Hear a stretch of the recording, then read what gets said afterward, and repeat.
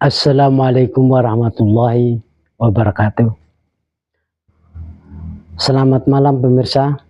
Selamat berjumpa lagi dengan Indonesian Channel. Semoga di awal bulan Syawal ini pertemuan kita walau melalui udara ini mendapatkan rahmat Allah Subhanahu wa ta'ala. Kali ini to the point aja ya.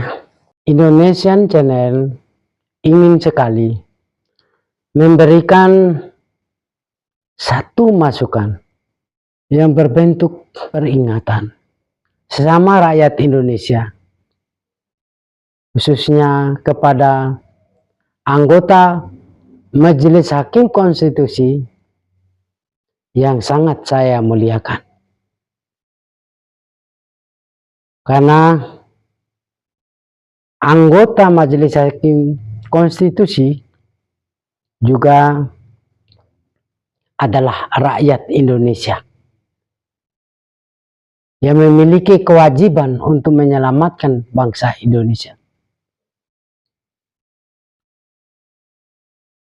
Pada malam hari ini, patutlah kiranya kita mengingatkan sesama agar dapat menjatuhkan keputusan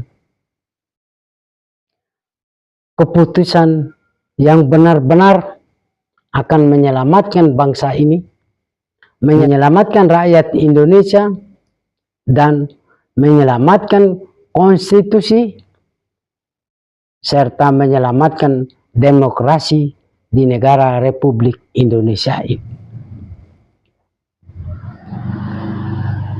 Mengapa kita harus mengingatkan?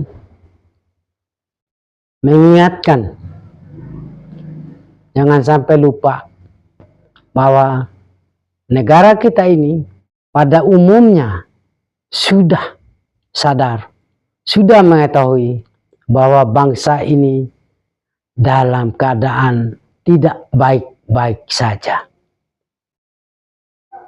Dalam keadaan amburadul, semrawut, korupsi di mana-mana merajalela.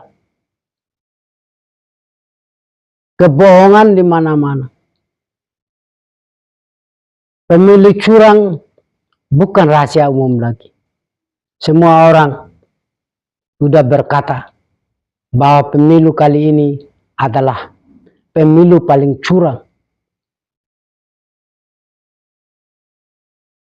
Ketua Majelis Konstitusi Republik Indonesia yang pertama, yaitu Profesor Jimli Asidik, juga mengatakan bahwa pemilu kali ini adalah pemilu yang paling banyak menjadi bahan pergunjingan, menjadi bahan pembicaraan, menjadi bahan sorotan para pakar, para guru besar, para akademisi, yang menurut Pak Jimli bahwa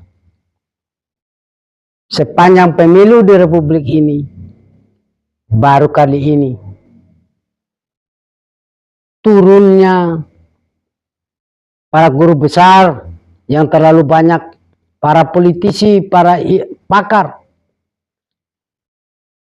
pada turun melakukan pemprotesan, menyatakan bahwa pemilu ini curang. Oleh sebab itu,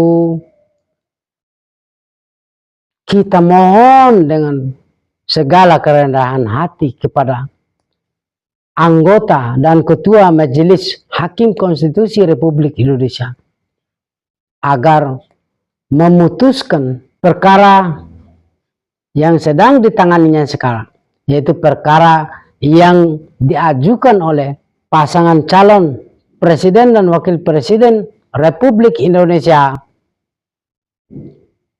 yaitu nomor urut 1 dan pasangan nomor urut 3 yang baru-baru ini telah digelar persidangannya, yang sekarang mungkin dalam taraf perampungan menuju keputusan. Jadi saya mengharap agar jangan semata-mata mempertimbangkan untuk memutuskan itu berdasarkan siapa calon presiden yang menang. Si A ke si B itu bukan permasalahan. Permasalahan pertama adalah jatuhkanlah keputusan yang menyelamatkan bangsa, yang berindikasi menyelamatkan bangsa. Karena pada rejim Jokowi ini bukan rahasia lagi. Para mahasiswa, para aktivis berdemo, melakukan demonstrasi, baik di Patung Kuda maupun di kompleks kantor DPR MPR, mengatakan bahwa negara dalam keadaan tidak baik-baik saja. Negara sudah diambang kehancuran. Oleh sebab itu, selamatkan bangsa ini.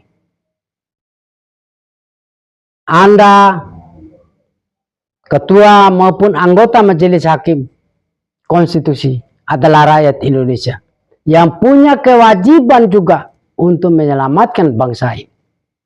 Bukan rakyat yang berdemo saja yang memiliki kewajiban itu.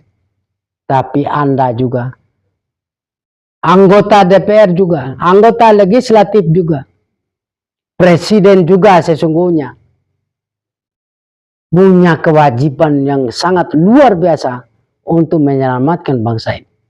Oleh sebab itu, sekali lagi kepada Majelis Hakim Konstitusi untuk memutuskan, mengeluarkan keputusan demi menyelamatkan bangsa, demi menyelamatkan rakyat Indonesia. Jangan hanya karena uang atau karena kekuasaan. Dan marilah kita ikuti bersama apa katanya Jim Lee Asidik melalui video berikut ini. Terima kasih. Wassalamualaikum warahmatullahi wabarakatuh. Belum pernah terjadi dalam sejarah begitu banyak elit marah. Elit perguruan tinggi. Biasanya yang demo itu mahasiswa, aktivis, buruh, petani. Nah, sekarang yang demo profesor doktor. Artinya ini ada masalah serius. Jadi kalau ini tidak dikelola, cara berpikir para guru besar ini tidak ditanggapi, direspon dengan sungguh-sungguh untuk perbaikan.